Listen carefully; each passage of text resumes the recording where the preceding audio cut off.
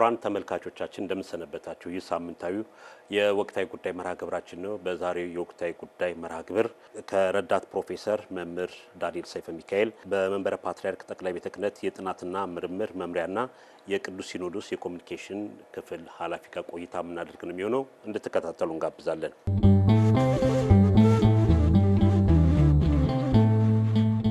ረዳት ፕሮፌሰር መምህር ዳንኤል እንግዲህ ከሚያዝያ 28 እስከ ግንቦት 6 2018 ዓ.ም ድረስ የቅዱስ ሲኖዶስ ጉባኤ ምልዓተ ጉባኤ መካሄዱ የሚታወስ ነው። እንግዲህ በዚህ ጉባኤዎች ስለ ሀገር ሰላም፣ ስለ ቤተ ክርስቲያን አንድነት፣ ሌሎችም ስለ መንፈሳዊ አገልግሎትን በተመለከተ በርካታ ውሳኔዎችም የተወሰኑበት እንደሆነ ይታወቃል።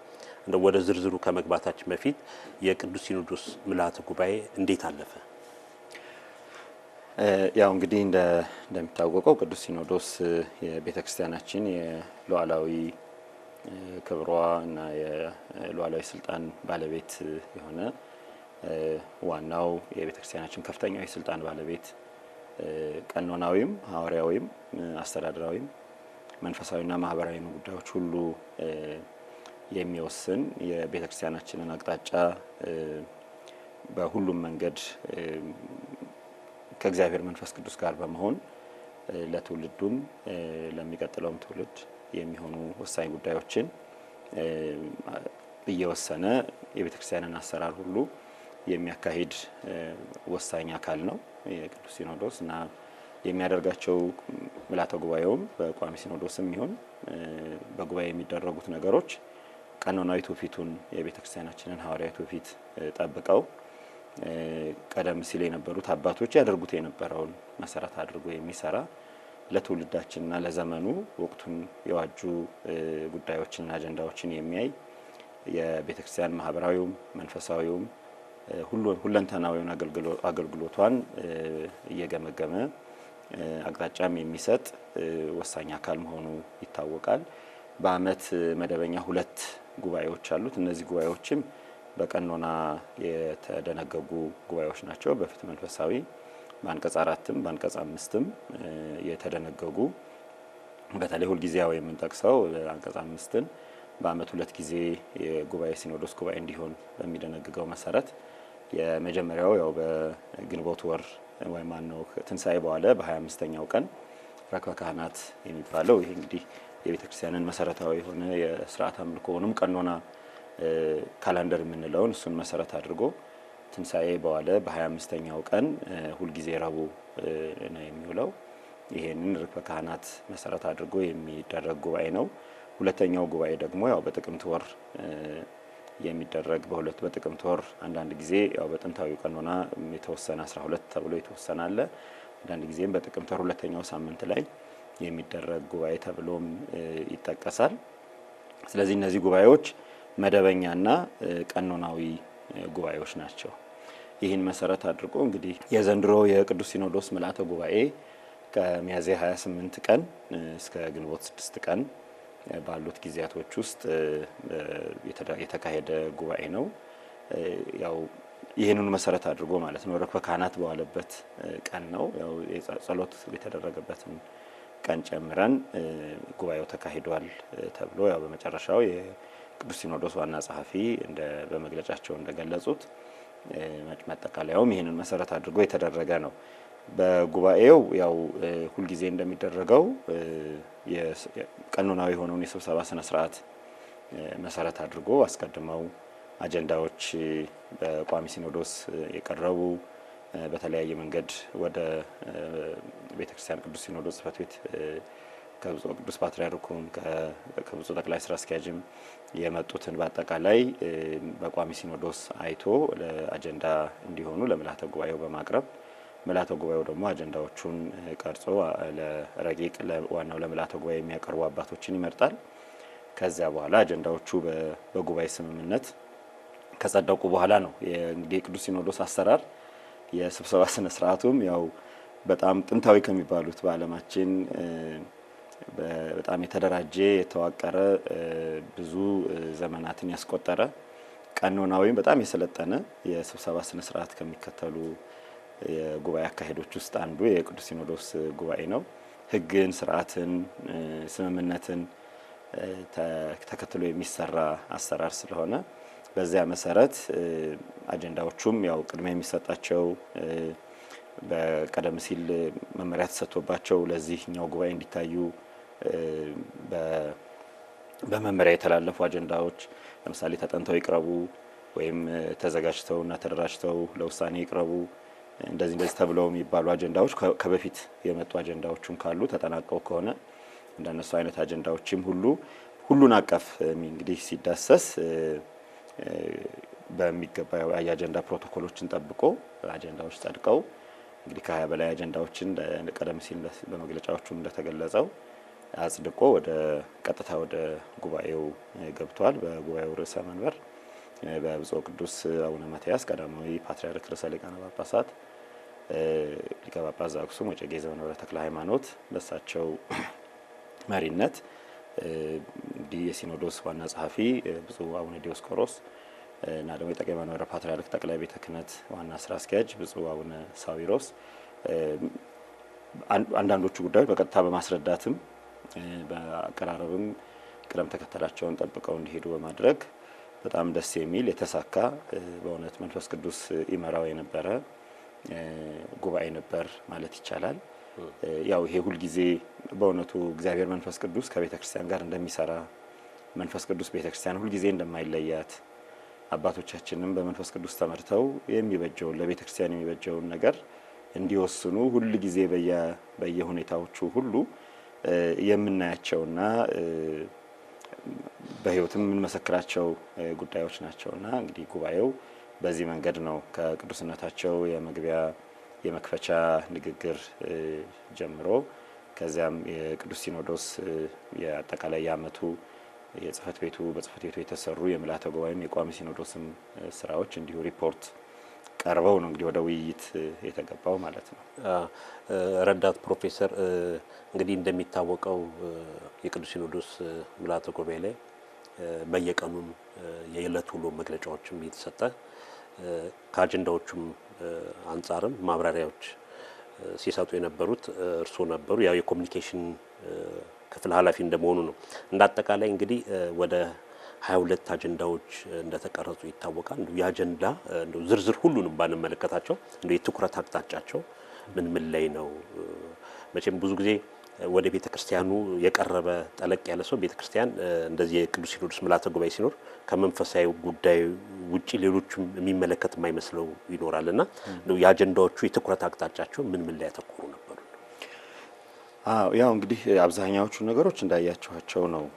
በየቀኑም መግለጫዎቹም ሲሰጡም አስቀድመው በቅዱስ ሲኖዶስ ጽሕፈት ቤት ዋና ጸሐፊም በሪፖርቶችም ሲገለጹም እንደነበሩት ቅዱስ ሲኖዶስ የሚመለከተኝ ብሎ የሚያስባቸው ሁሉ ጊዜ ወሳኝ ጉዳዮች አሉ። አንደኛው ቅዱስ ሲኖዶስን የዓለም ሰላም፣ የሰው ልጆች ሁሉ ደህንነት ይመለከተዋል እና ከሱ ጋር የተያያዙ ስለ ሰው ልጅ ሰላም፣ ስለ ሰው ልጅ ሁሉ ደህንነት የሚመለከቱ ጉዳዮች ይሄ በጣም ቀኖናዊ ጉዳይ ነው። ከጥንት ጀምሮ አሁን ቤተክርስቲያን ውስጥ የምንተዳደርባቸው ስርዓቶችና ቀኖናዎች ሁሉም እኛ ሀገር የተሰሩ አይደሉም። ሁሉም እኛ ሀገር የተፈጸሙ አይደሉም።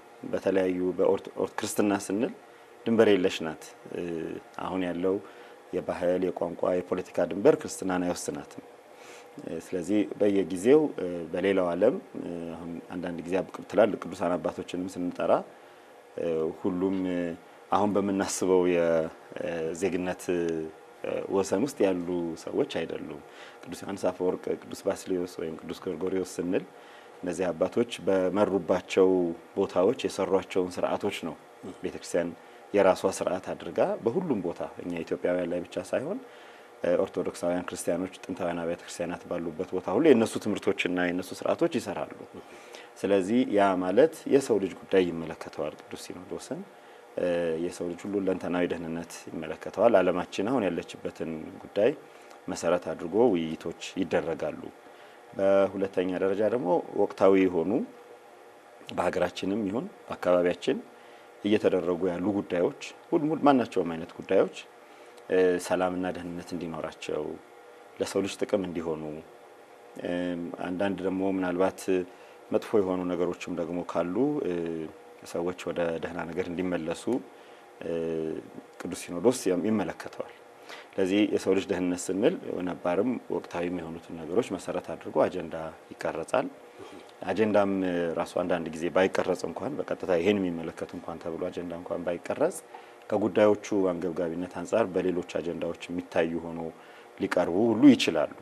ይሄ እንግዲህ ያው ከቅዱስ ሲኖዶስ የስብሰባ ስነ ስርዓት አባቶቻችን የሚከተሉት ቀኖናዊ ትውፊት ነው።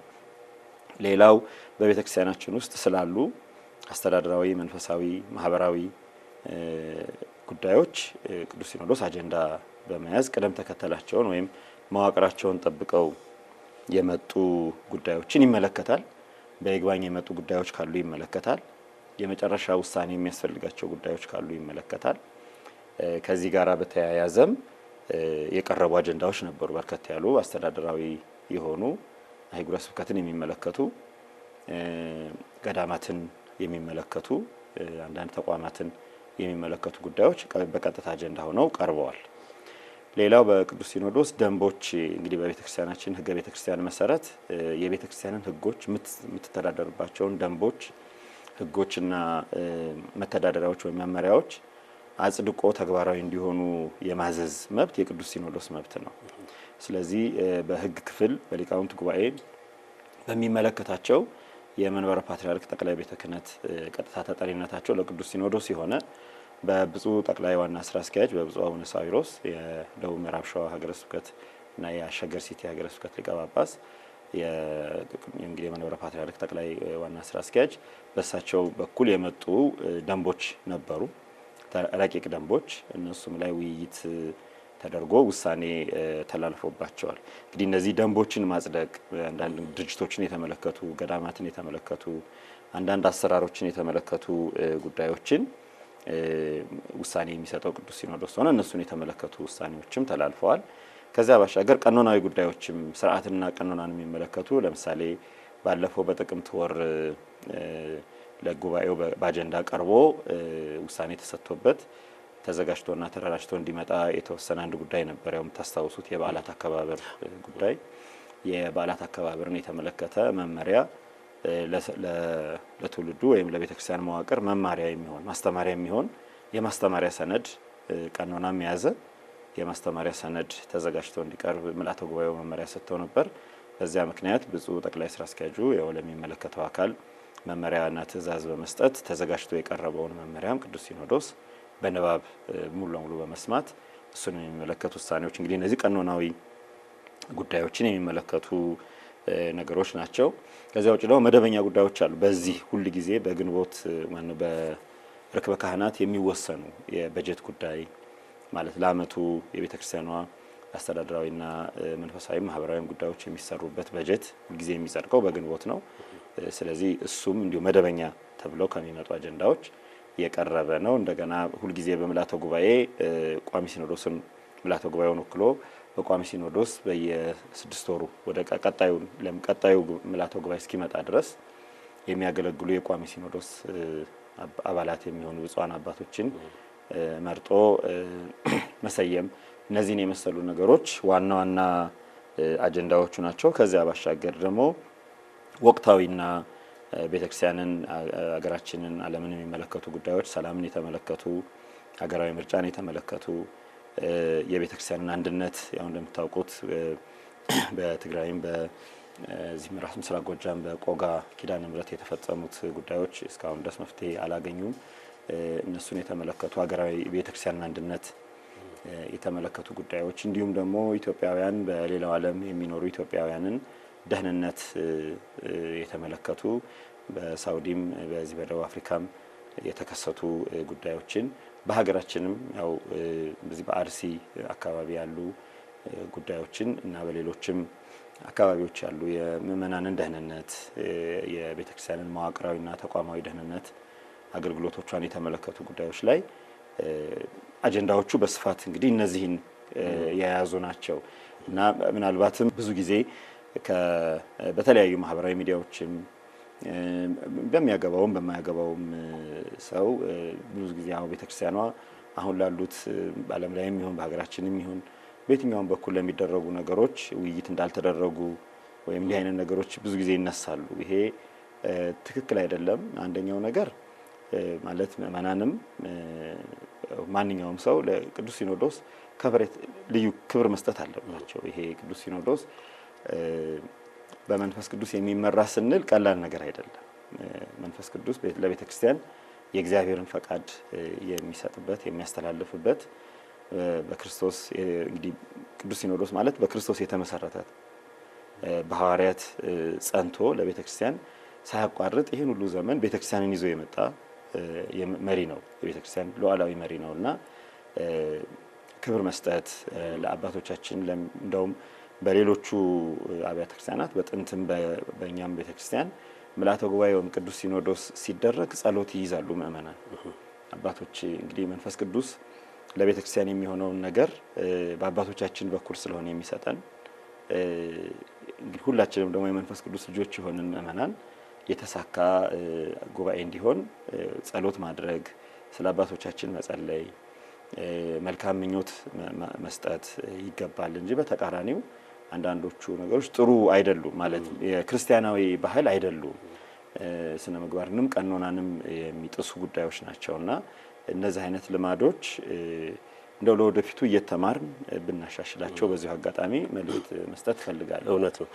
እንግዲህ ረዳት ፕሮፌሰር አጀንዳዎቹ ሲታይ 22 ይሁኑ እንጂ ያልዳሰሱት ርዕሰ ጉዳይ ለሀገራዊ ጉዳይ ያለው ወቅታዊ ጉዳዮች፣ ደንቦች፣ ስርዓትና ከቀኖና ጋር የተመለከቷልና እንግዲህ በዚህ በማህበራዊ ድረገጽ በአብዛኛው የሚመለከተው ያው የአጀንዳውን ብዛት እንጂ እንደነዚህ አይነት ጉዳይ ላይ ቅዱስ ሲኖዶሱ የቤተ ክርስቲያኒቷ የበላይ አካል ይህን የሚመለከት የማይመስላችሁ ብዙ ሀሳቦች የሚሰረዙ የሚተቹ አሉ። ግን ጉዳዮቹ ሁሉንም የዳሰሱ መሆናቸውን ገልጸውልናል። ቀጣይ እንግዲህ የቅዱስ ሲኖዶስ አጀንዳዎቹ እንደዚህ ከሆኑ እንደው ከቀደሙት ጊዜያት በምን ይለያል? እንደው የዘንድሮን የ2018 የርክበ ካህናት የቅዱስ ሲኖዶስ ምልዓተ ጉባኤ ስንዴው እንደው ለየት ያሉ ምን ጉዳዮችን ተመልክተናል? ምናልባት ይህን ጉዳይ ረዳት ፕሮፌሰር እንደርሶ በቅርብ ያለ ሰው እንደኛም እንደ ሚዲያ ሰው የሆነ ነገር ሊያይ ይችላል እና ሌላው ሰው ደግሞ አያውቅም። በቃ ሁሉ ጊዜ ልማድ ነገር የተለመደ ነገር ሊመስል ይችላል። ግን ብዙ አዳዲስ ነገሮችም አስተውለናልና እንደው ምንድነው ለየት ያለ እንደው ሁሉም ሰው ሊያውቀው የሚገባ ጉዳይ? እንግዲህ በመደበኛው አሰራር የቅዱስ ሲኖዶስ ምልዓተ ጉባኤን በየወቅቱ አዲስ የተለያዩ ነገሮች የሚያደርጓቸው ብዙ ምክንያቶች አሉ። አንደኛ ወቅቱን የተመለከቱ ጉዳዮች ማንኛውንም ጉዳይ ለየት እንዲል ያደርገዋል። እንደው መደበኛ ብለን የምንላቸው አሁን የበጀት ጉዳይ እንኳን በራሱ የበጀት እድገቶች ይኖራሉ።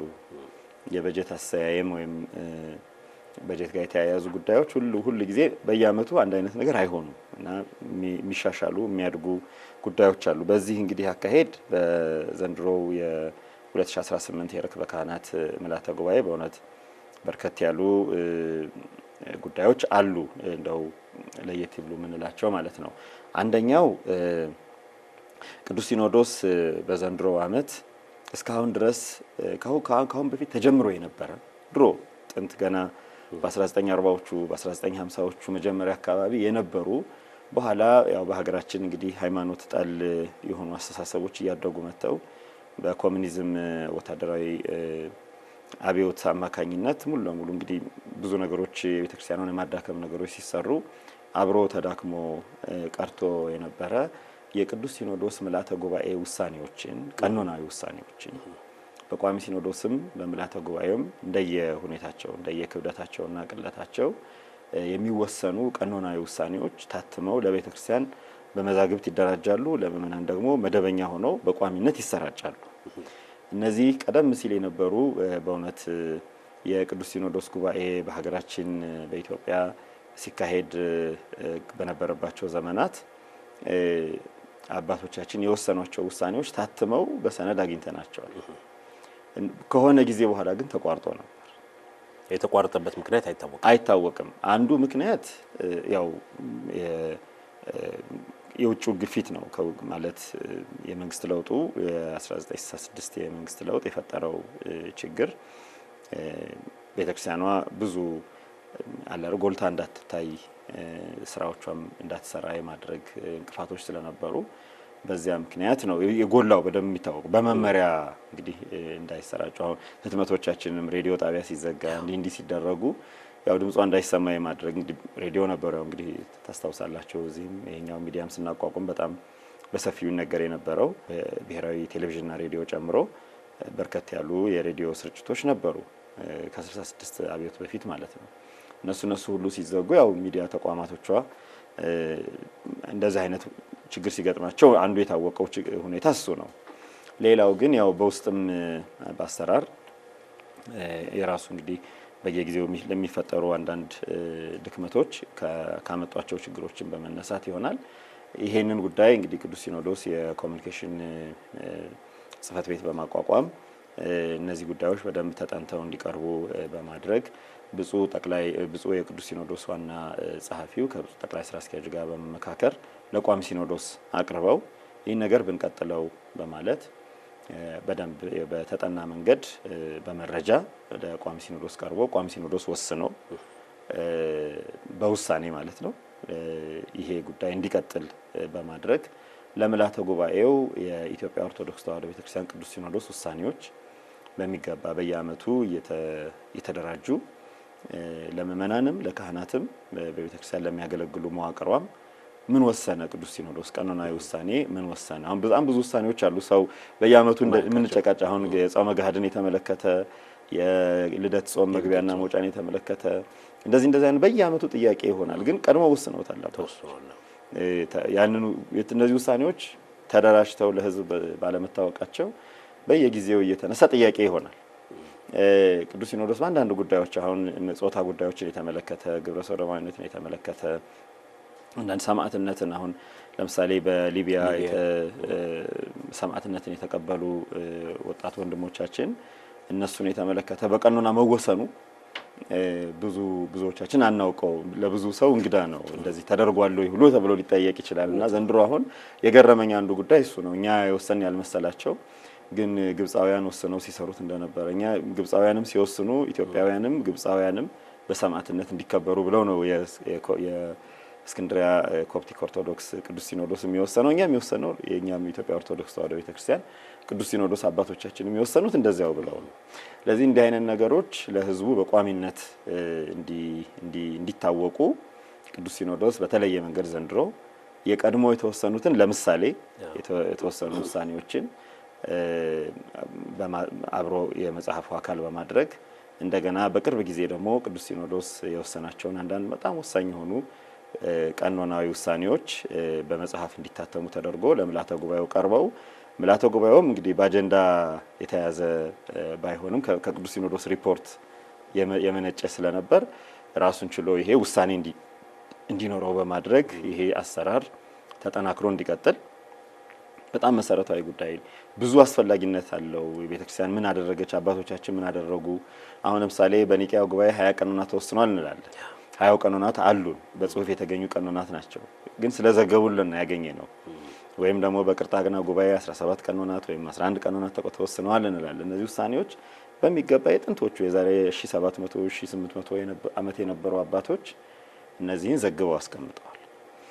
ስለዚህ ይሄም የኛ መሰረታዊ ድርሻችን ስለሆነ ጉባኤው ልዩ ትኩረት በማድረግ ይሄ እንዲታተሙ አድርጓል። ይሄ ለየት ያለ እንግዲህ በቅዱስ ሲኖዶስ የረጅም ጊዜ ጉዞዎች ውስጥ ከታዩት ተቋርጦ የነበሩ አባቶቻችን ይሰሩት የነበረውን ስራ በማስቀጠል አንዱ ጉዳይ እሱ ነው። ሁለተኛው ያው እንደምታውቁት ብፁዕ ጠቅላይ ዋና ስራ አስኪያጁ የመንበረ ፓትርያርክ ጠቅላይ ቤተ ክህነት ዋና ስራ አስኪያጅ ከሆኑበት ጊዜ ጀምሮ በዚህ በመንበረ ፓትርያርክ አካባቢ ባደረጓቸው ሰፊ የሆኑ የልማት እንቅስቃሴዎች በጣም አስገራሚ የሆኑ ነገሮች ለምልዓተ ጉባኤው ቀርበዋል። እንደው በእውነት እንዲህ አይነቱ ነገር ለምንድነው እስካሁን ያልሰራ ነው እስከሚባል ድረስ በጣም በልዩ አድናቆት በልዩ ክብር ያየናቸው ለውጦች ቀርበዋል። እነዚህ አባቶች ከጉባኤው በኋላም እንዲጎበኟቸው ለጉባኤውም ሲቀርቡ በጣም አስገራሚና አስደናቂ ነገር ነበሩ። እንግዲህ አንዳንድ መጽሐፎች ታተመው ሳይሰራጩ ረጅም ጊዜ የተቀመጡ መጽሐፍቶችን የተመለከቱ በጠቅላይ ጽሕፈት ቤቱ ግቢ ውስጥ ዘመናዊ አሰራር በእውነት በጣም በሚገርም ሁኔታ ትውልዱን የሚያነቃ ይሄ በጣም በልዩ ትኩረት የታየ ምልዓተ ጉባኤውን በንቃት ውሳኔ የተሰጠበት ጉዳይ ነው። ትውልዱ ዘመናዊ ቴክኖሎጂ፣ ዘመናዊ አሰራር ቀድሞን እየሄደ ነው። ስለዚህ ዘመኑን የዋጀ የቤተክርስቲያን አሰራር ያስፈልገናል። ትውፊታችን ተጠብቆ፣ ዶግማችን ተጠብቆ፣ ቀኖና ስርዓታችን ተጠብቆ አሰራራችን መዘመን፣ አሰራራችን ዘመኑን የቀደመ መሆን ይገባዋል በሚል ዘመናዊ ቴክኖሎጂን የተመለከቱ ጉዳዮች በሰፊው እንግዲህ በልዩ ሁኔታ ቀርበው ውሳኔ ያገኙበት በመግለጫው በየበለቱ መግለጫዎችም በዝርዝር የቀረበው ጉዳይ ነው። ልማትን፣ ቴክኖሎጂን፣ ዘመናዊ አስተሳሰብን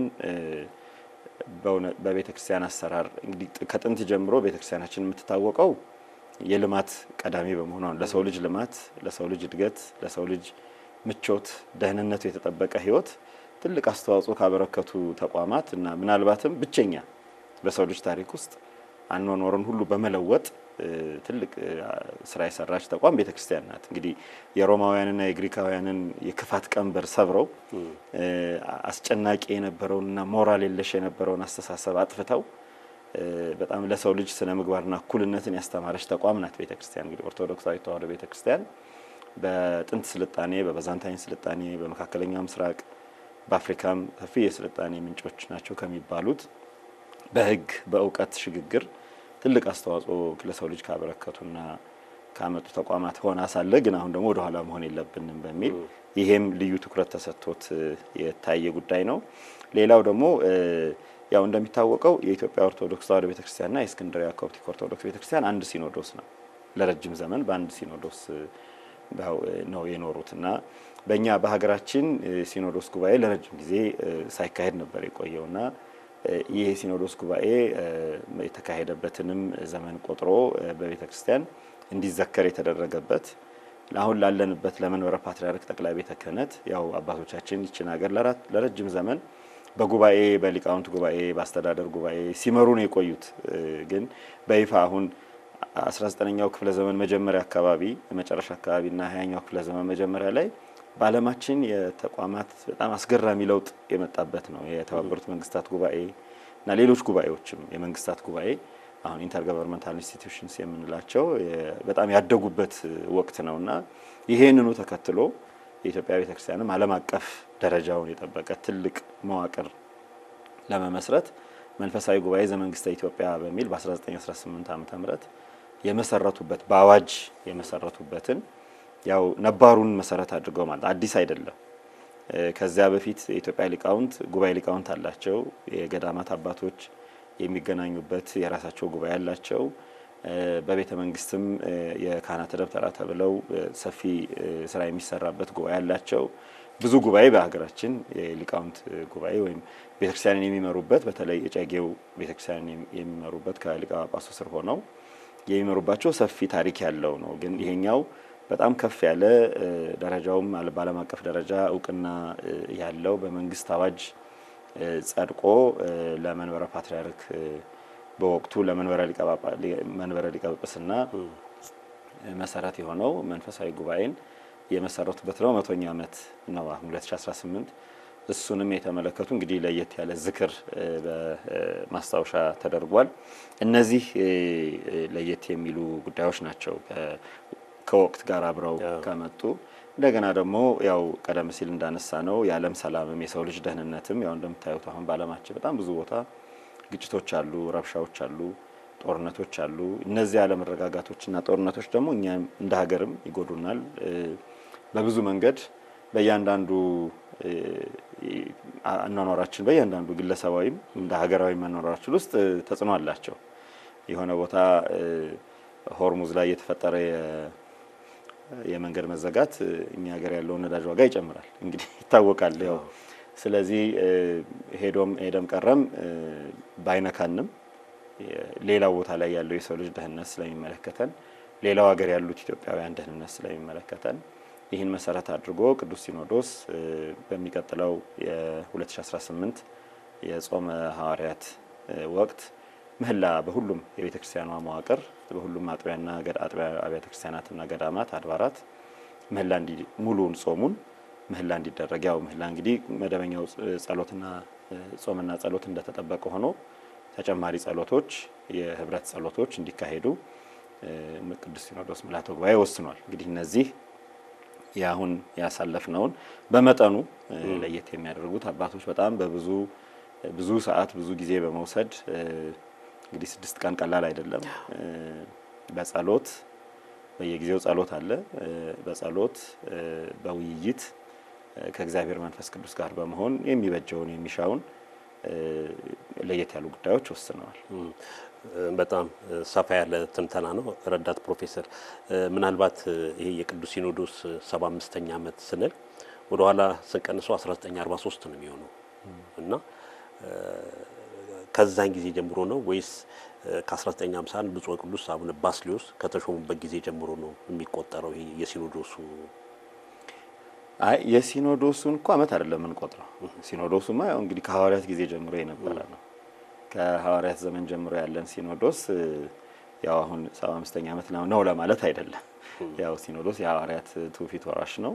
የትኛውም ዓለም በኦርቶዶክሳውያን ዘንድ ያሉ ሲኖዶሶች ስራቸው መሰረታቸው የዘመነ ሐዋርያት ነው። እንግዲህ ቅዱሳን ሐዋርያት ጌታችን ካረገ በኋላ በኢየሩሳሌም የጰራቅሊጦስ ዕለት መንፈስ ቅዱስን ተቀብለው በዓለም ሁሉ መስበክ ሲጀምሩ ከዚያ ጋር አብረው የሰሯቸው ነገሮች ቢኖር የሲኖዶስ ስርዓት ነው። በይሁዳ ምትክ ማትያስን ሲሾሙ ሲኖዶስ አድርገው ነው። ሲኖዶሳዊ ጉባኤ አድርገው ነው። በኢየሩሳሌም 7ቱን ዲያቆናት ለመሾም ሲወስኑ ሲኖዶሳዊ ውሳኔ አድርገው ነው። በአንጾኪያ ቤተክርስቲያን ጳውሎስና ሳውልና በርናባስን ሲሾሙም ሲኖዶሳዊ ይሄ ሐዋርያዊ መሆኑን ማለት ነው። በ50 ዓመተ ምህረት በኢየሩሳሌም የአሕዛብ ክርስቲያኖችንና የኢየሩሳሌም ክርስቲያኖችን ጉዳይ ሲመለከቱ ሲኖዶሳዊ ጉባኤ አድርገው ነው እና ይሄ ማለት ሲኖዶሳዊ ስርዓቷ ቤተክርስቲያን አንደኛ ሲኖዶሳዊ ናት ማለት ጉባኤያዊ ወይም ህብረታዊ ስርዓትን ነው የምትከተለው። እንግዲህ እሱ ሲኖዶሳዊነት ያው ለብቻው ብዙ ትንታኔ ያለው ስለሆነ ማለት ነው። ስለዚህ ይሄንን ነው ዘመን የምንቆጥረው። የቤተክርስቲያን ሲኖዶሳዊ ስርዓት ዘመኑ ይሄ ነው። ከዚህ ጀምሮ ነው ይሄኛውን የቆጠርነው። የመጀመሪያው ፓትርያርክ ብፁዕ ወቅዱስ አቡነ ባስልዮስ በ1940 ዓመተ ምህረት ነው ጵጵስና እንግዲህ የተሾሙት። እንደምታውቁት በ1943 ዓመተ ምህረት በ42 ዓመተ ምህረት አቡነ ቄርሎስ ስላረፉ እሳቸውን ተክተው የኢትዮጵያ ጳጳሳት ጉባኤ የበላይ እንግዲህ ርዕሰ መንበር ሆነው በ43 ዓመተ ምህረት በግብጽ ሀገር በአቡነ ዮሳብ በሚገባው ክብር ተሾመዋል። ግብጽ ሄደው ማለት ነው። በ43 ያን ካደረጉ በኋላ ለመጀመሪያ ጊዜ ደግሞ በዚያው በ43 ዓመተ ምህረት በነሐሴ ወር ኢትዮጵያውያን ጳጳሳትን ሾመዋል። እንግዲህ ይሄ ስርዓት ብንዘክረው ብናስበው 75ኛ ዓመቱ ነው። እንግዲህ በዚያ በ43 ዓመተ ምህረት 3 አበይት ጉዳዮች ተፈጽመዋል። የቅዱስነታቸው የብፁዕ ቅዱስ አቡነ ባስልዮስ በኢትዮጵያ በመጀመሪያ ተመርጠው በኢትዮጵያውያን አበው ሰብሳቢያችን ወይም አፈጉባኤያችን ይሁኑ ብለው ማነው ርዕሰ መንበራችን ይሁኑ ብለው ኢትዮጵያውያን የመረጧቸው ወቅት ነው። ከዚያ ደግሞ ያንኑ ግርማዊነታቸው በጣም ኢትዮጵያ ሊቃውንት ተገቢው የሆነውን ቀኖናዊ ስርዓት ጠብቀው እስክንድሪያ መንበረ ማርቆስ ጉባኤ ሲኖዶስ ተገኝተው የሚፈለገውን ማናቸውንም አይነት ቀኖናዊ ስርዓት በውይይት ከእግዚአብሔር መንፈስ ቅዱስ ጋር ተመካክረው የለም በቃ ለኢትዮጵያውያን አባቶች ፓትርያርክ መሾም አለብን የሚለውን መንገድ ለመጀመር ደረጃ በደረጃ መሄዱ አስፈላጊ ስለነበር ስርዓቱን ቀኖናውን ይሄ እንግዲህ ያው የቤተክርስቲያን ቀኖናዊ አሰራር ስለሆነ ለቀኖናዊት ቤተክርስቲያን ቀኖናዊ አሰራር ነው የምንከተለው። ሐዋርያዊት ቤተክርስቲያን ሐዋርያዊ አሰራር ነው የምንከተለው። ያን መሰረት አድርገው እስክንድሪያ በዚሁ ተገቢነት የአቡነ ብፁዕ ቅዱስ አቡነ ዮሳብ ፓትርያርክ በነበሩበት ወቅት ርዕሰ ሊቃነ ጳጳሳት ዘኢትዮጵያ ተብለው በዚያው በ43 ዓመተ ምህረት ግብጽ ሀገር በልዩ ሁኔታ ተሹመው ወደዚህም በልዩ ክብር ተመልሰው ያው ይሄ እንግዲህ መንበረ ፓትርያርኩ እያደገ የመጣበትን ሂደት ማሳያ ነው። እንደገና በዚያው ዓመት በነሐሴ ወር ደግሞ ለመጀመሪያ ጊዜ ማለት ነው በታሪካችን ኢትዮጵያዊ ኤጲስቆጶሳትን ቆሞሳትን መርጠው ለኤጲስቆጶስነት ማዕረግ በነሐሴ ወር ሾመዋል እና ይሄንን ነው የተዘከረው። ስለዚህ ታሪኩ ከዚህ ነው የሚጀምረው። ይሄ መጀመሪያ አሁን ዋናው ነገር መጀመሪያ አይደለም። ይሄ ይሄ እድገት ነው፣ የቤተክርስቲያናችን እድገት ነው እንጂ መጀመሪያው የሐዋርያት ጉባኤ ለሲኖዶስ መጀመሪያው ሐዋርያት ናቸው። ለሲኖዶስ ሲኖዶስን የመሰረተልን የክርስትናን ሲኖዶስ ክርስትናን ሲመሰርት ጌታችን መሪዎቹ እንዲሆኑ የመረጣቸው ሐዋርያት ቤተክርስቲያንን እንዲመሩ የፈለገው በሲኖዶሳዊ ስርዓት ነው። ይሄን ያው በቴዎሎጂ በምንማረውና በምናስተምረው ቴዎሎጂያችን ጌታችን የእሱ አካል የሆነች ቤተክርስቲያን እሱ ራሷ የሆነችን ቤተክርስቲያን በዓለማዊ ወይም በምድራዊ ስርዓት እንድትመራ አልፈለገም። ስለዚህ እሱ ራሱ ነው የምትመራበትን ስርዓትና የምትመራበትን መርህ ያደራጀላትና የመሰረተላት ጌታችን ክብር ይግባውና መድኃኔዓለም ኢየሱስ ክርስቶስ ነው። ለዚህ በመንፈስ ቅዱስ ህብረት በአበው አንድነት ቤተክርስቲያን እንድትመራ ያደራጃት ክርስቶስ ነው። ስለዚህ ምን ይላሉ የኦርቶዶክሳውያን የቴዎሎጂ መምህራን? የሱን አካል ወይም ራሱ የመሰረታት በደሙ የመሰረታትን ቤተክርስቲያን በሰዎች ምርምርና በሰዎች አስተሳሰብ እንድትመራ አልፈለገም። ለዚህ እሱ ራሱ ነው ስርዓቷን የመሰረተላት። ምክንያቱም ቤተክርስቲያን የሱ ናት፣ በደሙ የመሰረታት ናት፣ አካሉ ናት። እሱ ደግሞ ራሷ ነው። ለዚህ ያንን ምስረታ ስንል ምስረታው ከሐዋርያት ነው። ለኛ እንግዲህ ስንመጣ በእስክንድርያ ጉባኤ አበው የሆነውን በሀገራችን እያደገ እንዴት እንደመጣ ለማሳየት ነው እንጂ አልተቋረጠም። ሲኖዶሳዊ የቤተክርስቲያን ሲኖዶሳዊ ሂደት መቼም ዘመን አልተቋረጠም። እውነት ነው። ጥሩ እንግዲህ እዚሁ የቅዱስ ሲኖዶስ ምልዓተ ጉባኤ ላይ ያው ወደ ማጠናቀቂያችን እየደረስን ወቅታዊ ጉዳዮችስ ምን ጉዳዮች ተነስተዋል? እስቲ እነሱን የምንመልከታቸው። እንግዲህ ወቅታዊ ጉዳዮች በአጀንዳ ተይዘው የመጡ በርከት ያሉ ወቅታዊ ጉዳዮች ታይተዋል። በጣም ብዙ ማለት ይቻላል። ለምሳሌ ውሳኔ የሚያስፈልጋቸው ቀደም ሲል ከታወቁት እና በወቅቱም ደግሞ በዕለታዊ መግለጫው የቅዱስ ሲኖዶስ ውሎ ላይ እንደተገለጹት ለምሳሌ ደንቦችን በተመለከተ ከተወሰኑት ውሳኔዎች ተደራጅተው ከመጡ ደንቦች ውስጥ የበዓላት አከባበርን የተመለከተው በጣም አንገብጋቢ ጉዳይ ነው። አንዳንድ በቤተክርስቲያናችን እንደው ስርዓትና እንደው ዕውቀትን መሰረት ያላደረገ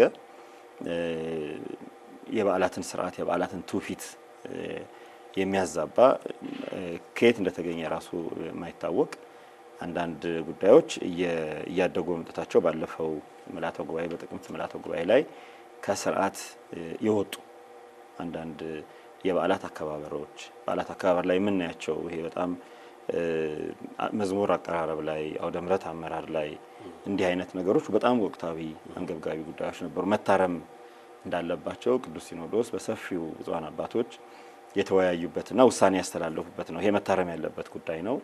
ለጊዜው በማስተማር እናድርግ፣ ማስተማር ይቀድማል አይደል? ለማንኛውም ነገር በማስተማር ይሄ ትክክል አይደለም በሚል በማስተማር የማይመለስ በኋላ ደግሞ በቀኖና የሚታረምበት ሁኔታ ይኖራል።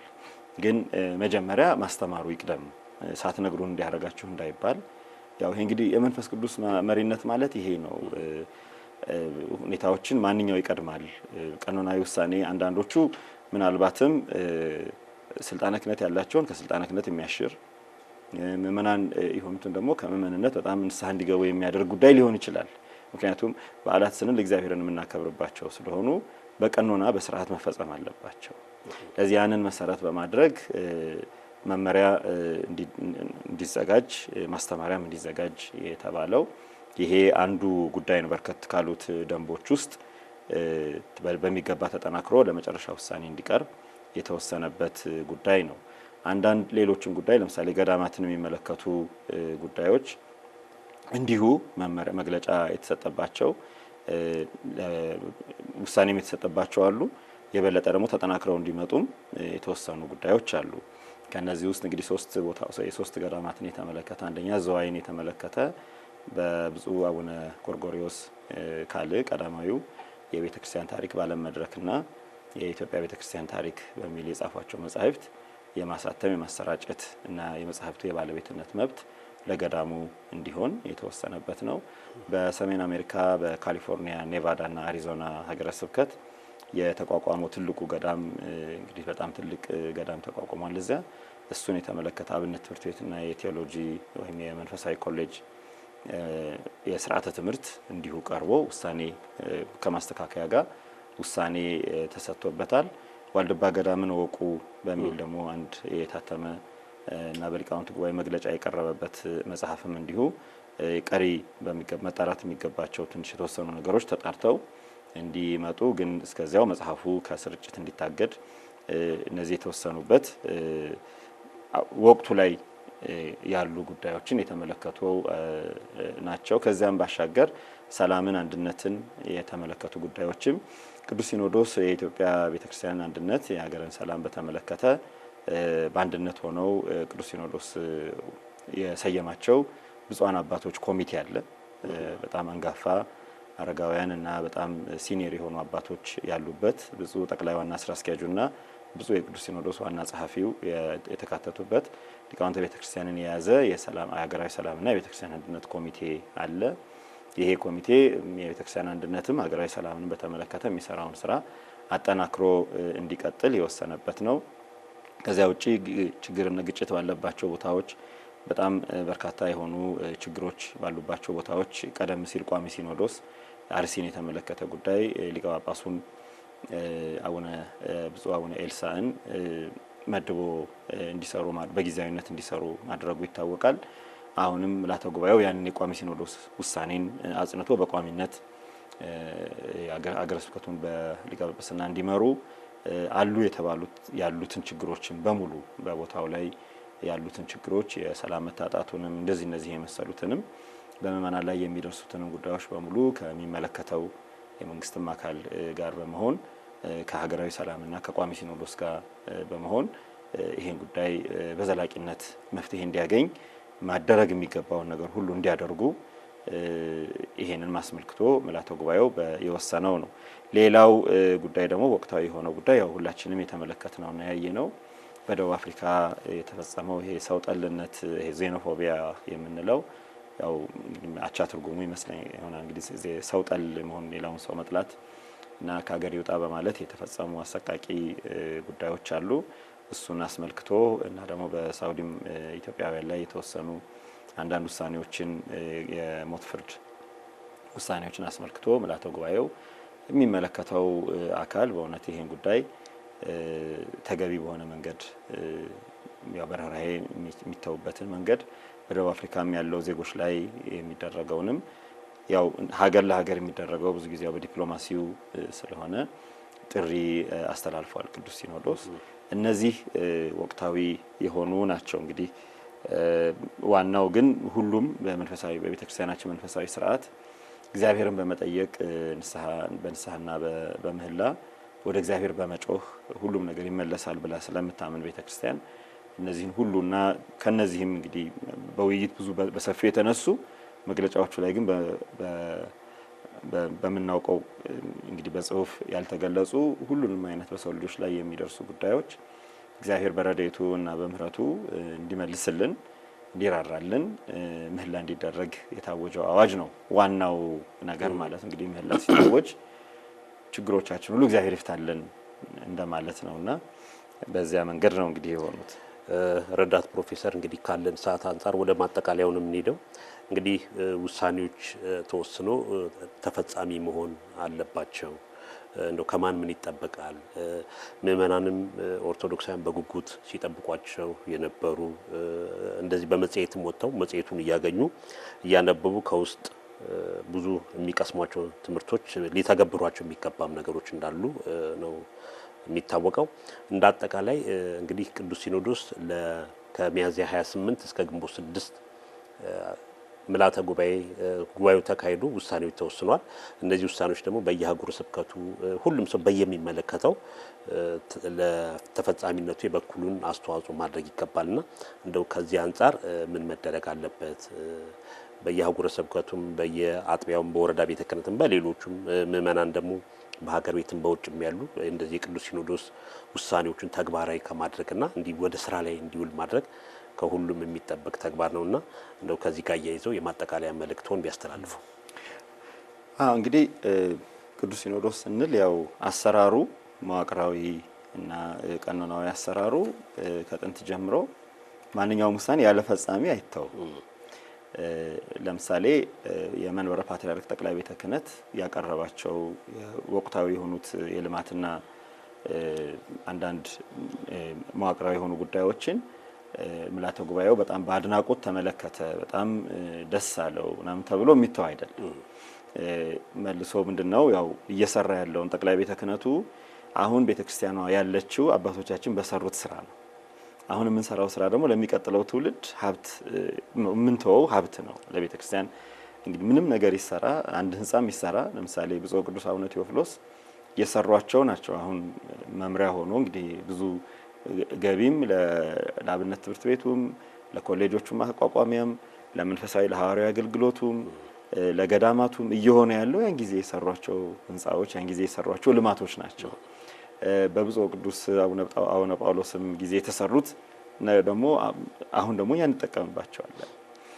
ስለዚህ ዛሬ የምንሰራቸው ነገሮች ለሚቀጥለው ትውልድ ስለሆነ መንበረ ፓትርያርኩ እየሰራቸው ያሉትን የልማት ስራዎች የተጀመሩትን በማጠናቀቅ አዳዲስ የልማት ስራዎችን በመስራት የጀመረው ነገር አጠናክሮ እንዲቀጥል ምልዓተ ጉባኤው ይወስናል። ስለዚህ ያቀረበው አካል ያን አጠናክሮ መቀጠል ግዴታው ይሆናል ማለት ነው።